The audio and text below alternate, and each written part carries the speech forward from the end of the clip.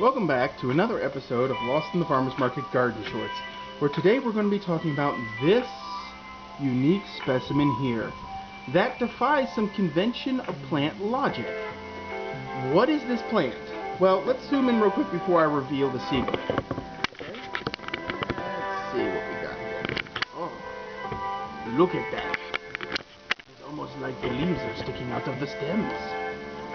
Well, the scientific name of this plant is Ruscus Aculeatus, or commonly butcher's broom.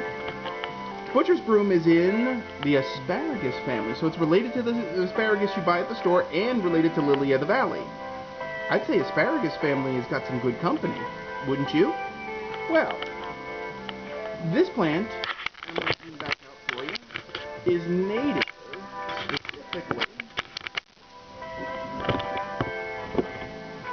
specifically native to North Africa, West Asia, and Europe. So you could say it's Eurasian and North African.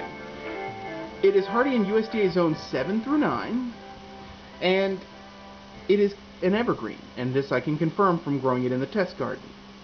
It prefers, in terms of soil pH, 3 through 5, but will grow in almost any soil except for soil that is constantly wet and waterlogged. Okay. Its exposure is deep shade, 2 hours of sunlight or partial, 2 to 6 hours. I've had it in a partial setting, but I dug it up because it was getting overwhelmed by aggressive other plants. And I'm hoping that I can nurse it or promote it to get bigger. Now, what's interesting about these plants, actually, before I get into what's interesting about these plants, the height of this plant is 1 to 3 feet, and the width is 2 to 4 feet.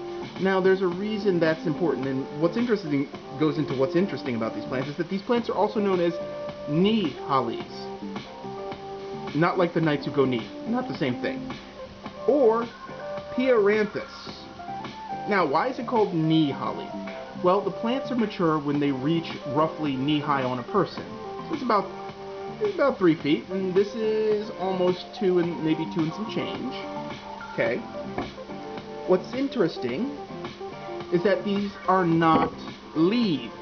These things on here aren't leaves. They're actually cladodes, also known as cladophylls, which are stems, actually, that are flattened and do the job of a leaf. But what's interesting, and I don't think the camera resolution will pick it up, but there are little dots here, and I'm going to try to get that on camera. We're going to zoom in. We're going to get a little zoom in.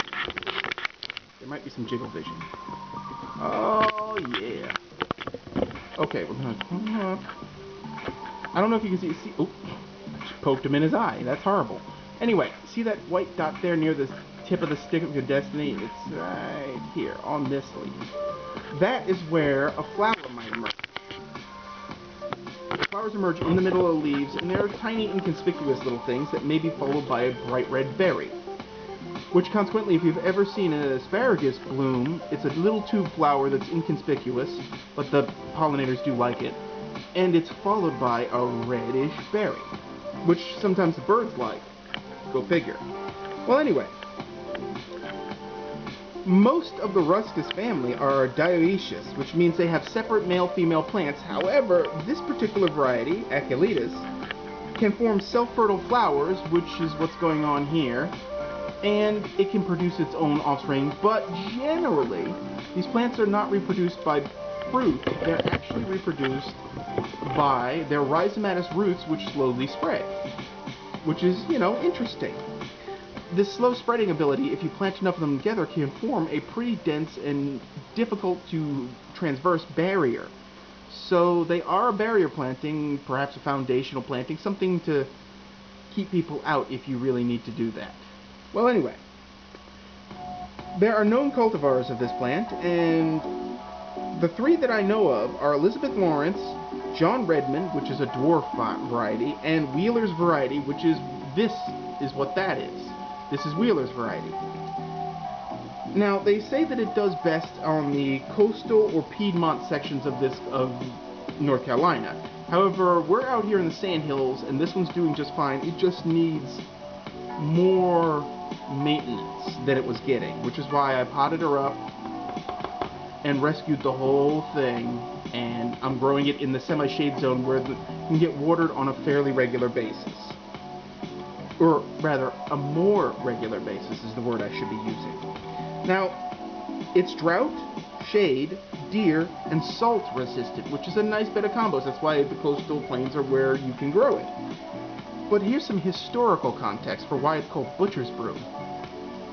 Back in the day, way back when everything wasn't even sepia tone, it was black and white, before they had come up with those little cards that slide up and say what everybody's saying and stuff like that, before they were talkies, before social media, way back, they used to make brooms out of this that were used for cleaning the butcher's block, henceforth the butcher's broom. The fact that it had red berries looked like little chunks of meat or blood, and it got associated with that, and it kept the name.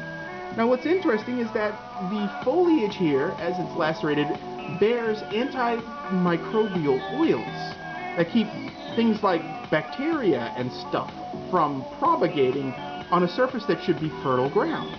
So ultimately this plant contributes medicinally to the health and wellness of countless people. I mean, hundreds of billions possibly of people.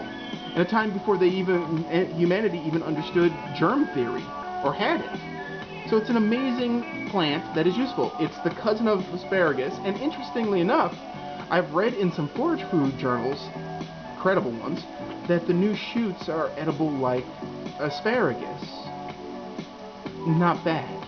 Not bad for a plant that clearly is somewhere in the evolutionary scale between actual normal leaves as we think of them and something else. Now, this plant does reproduce by seed and rhizomes, so it is beyond the spore stage. It's an interesting adaptation to its original climate for reasons that I'm not particularly clear on, but it's a plant you should have in your garden, if only because it's cool looking. Even if you don't have a butcher's block and you don't need to worry about getting the scurvy, or all those lovely foul humours, it's a plant you should have anyway, because it is useful, it is pretty, and it won't take over your garden. There's no situation where this plant would ever be invasive. But more importantly, bragging rights. Hey baby, I have a butcher's broom. You only have petunias. But that said, that's all I have for you on this episode. I hope you enjoyed it. If you have any comments about butcher's broom or anything like that, please leave them in the comments section. If you like this episode, hit the like button. Subscribe if you haven't already. Hit up the blog. And thank you for watching. As always, folks, keep them growing.